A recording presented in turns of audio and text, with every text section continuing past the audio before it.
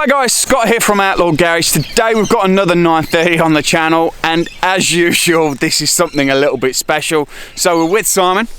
We're here with a 930 RSR modified to the hilt. We're gonna have some fun in this today. This is gonna be a blast already. I can already sense that. But let's take a closer look at this before we see how well the tyres go. Yeah. Okay, so this is Greg Lovett's old Porsche Cup car. Yeah. From the old Porsche Racing Association days of the 90s. Bought it as a shell and built it up.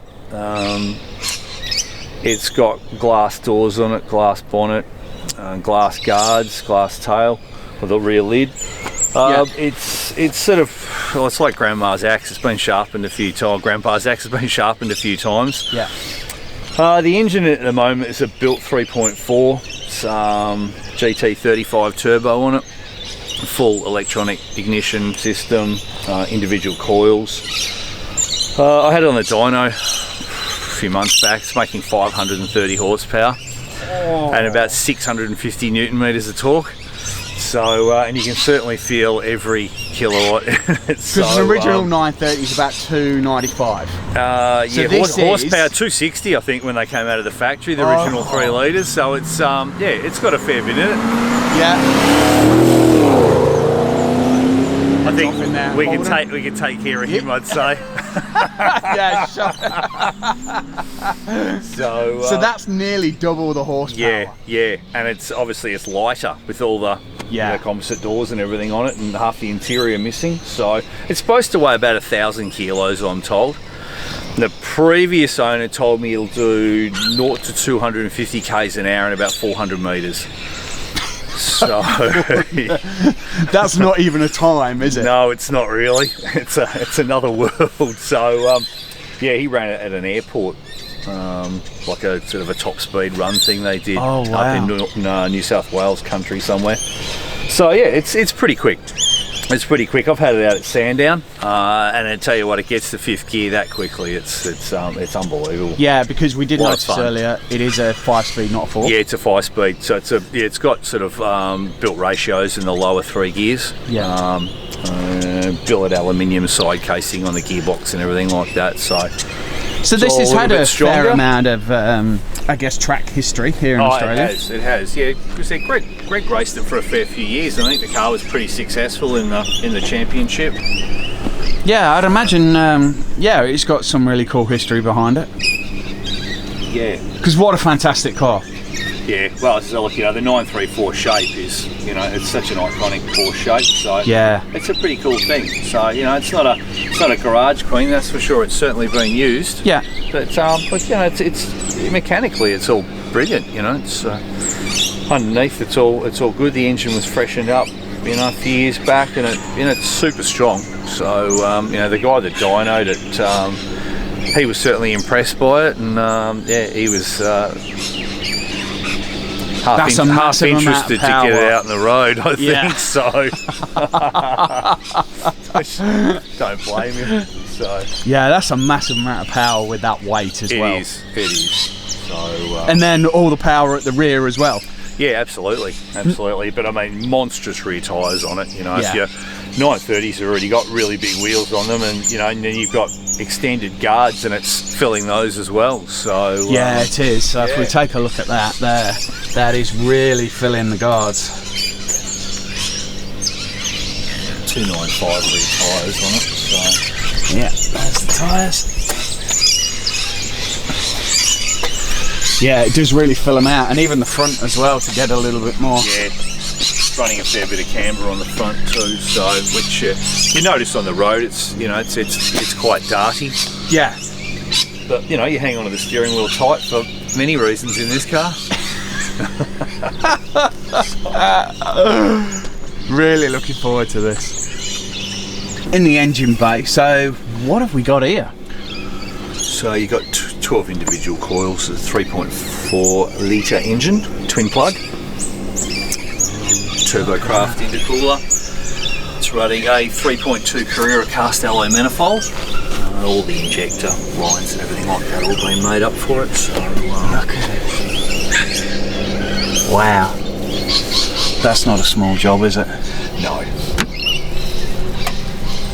It's had hours and hours and hours poured into it. It had another intercooler on it, but it was running a 930 tail, so I changed the tail over on it. Yeah, so I wanted the original 3-litre turbo tail, which the 934s run. What I have seen since coming back to Australia is like the standard 911 tends to be, a lot of them here, high kilometres but very original cars, where the 930s do attract that they're being modified, extra power, a bit of extra stuff about you've got them. the boost option, haven't you? Yeah, everybody wants a bit more power, and it's just the car tuning scene, especially in the last maybe 10-12 years, has really boomed. There was guys modifying all this stuff in period, but to take a brand new Porsche and then go and modify it, I think most people were sort of aware of the amount of power a turbo had when it came out of the factory, and were like a little bit respective of the Widowmaker reputation 930s had in the first place. So but there's always that 1%, isn't there, that just have to have more. So but now there's loads of people modifying, especially with all the traction control systems and driver aids. It does make it a lot easier to have a car with 700 horsepower, and it's actually pretty drivable. Yeah, absolutely. Yeah. So, but you couldn't live with this on a daily basis. No, but then again, no. at the end of the day, really, it is a race car, and that can be used on the road if you wanted to. Yeah. I've had a lot of fun doing cars and coffees and bits and pieces with it. So it stands out, and that's how we saw it from the Highball Cars and Coffee event. Yeah. Like the car stood out immediately from the show as something really, really special. So I think what we're going to do is we're actually just going to waste no time on this one, and we're going to hop in it and go for a spin. That is not a lot of room for my head. Yeah. So that's one of the reasons why I'm moving. And if you got a helmet on as well. Yeah, it's too tight. This seat sits up higher than that one. I've got another one of those when I go to the track, because this isn't mate, this is a pretty seat. It's not not a seat for taking to the track. So I've got another one of those. They can be a little bit funny in a 930 when you got a helmet on anyway. Yeah. If you're in a standard seat, you got to kind of squat down a little bit. Yeah. Because these tyres need to be warmed up. They take a long time to warm up. So, mate, I won't be able to fucking absolutely open it up, but mate, you'll get a fair idea pretty quickly.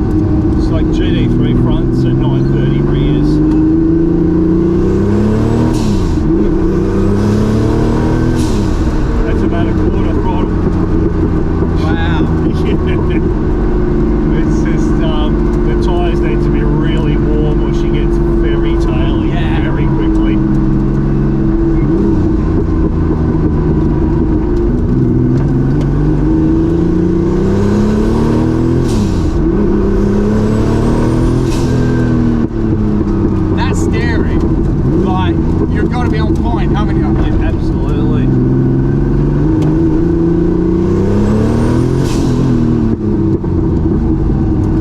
Because a 930 at the best of time you got to pay attention to. You do. But then one with twice the horsepower and that steering. And less weight. Yeah, you're not, like you said, it's not a casual drive, is it? No, it's not.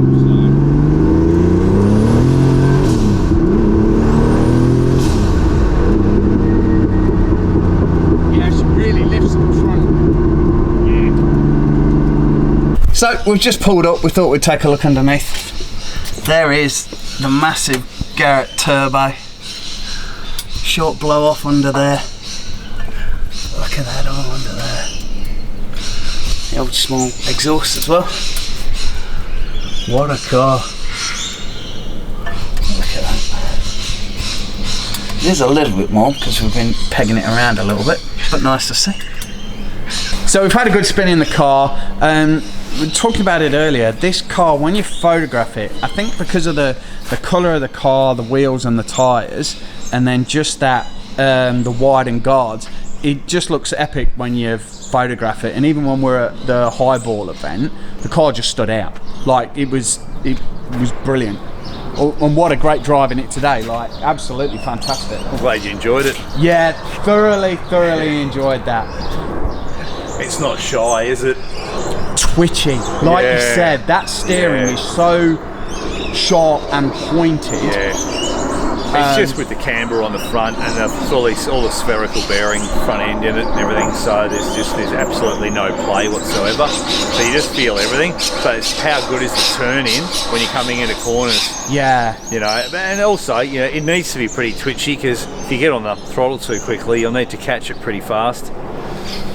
Yeah, it was strange in a 930 that I think I'd think about the steering more in this than I would do the power in the rear. I'd be a bit more conscious of that rather than the power. Yeah, okay. However, I get it that you probably want to pay respect to both of them. Yeah, I'd say so. Because I don't know if you could see properly from the GoPro footage that we had, but here's the interior. Pretty standard for a 930, except for the roll cage, of course, and the modified seats. But the roll cage, she is a big one in the back.